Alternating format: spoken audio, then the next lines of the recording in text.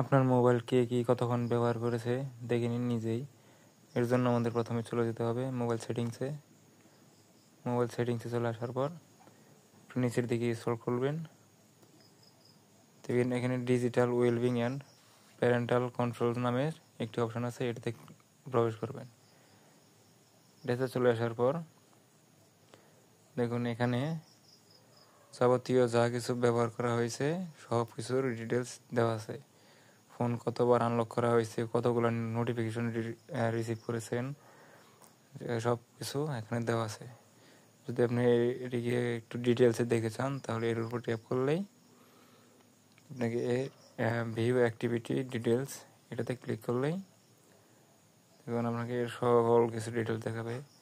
আমি ইউটিউব কতক্ষণ ব্যবহার করেছি, টিকটক কতক্ষণ ব্যবহার করেছি, এগুলো সব কিছুই এখানে শো করবে।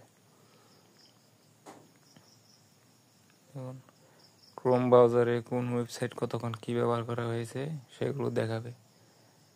তো এইভাবে আপনারা ফোন কতক্ষণ কোন অ্যাপস ব্যবহার করা হয়েছে, ফোন কতবার আনলক করা হয়েছে, কতগুলো নোটিফিকেশন রিসিভ করছেন এবং কোন অ্যাপস থেকে কতগুলা নোটিফিকেশন রিসিভ করেছেন সবগুলো এখানে শো করবে।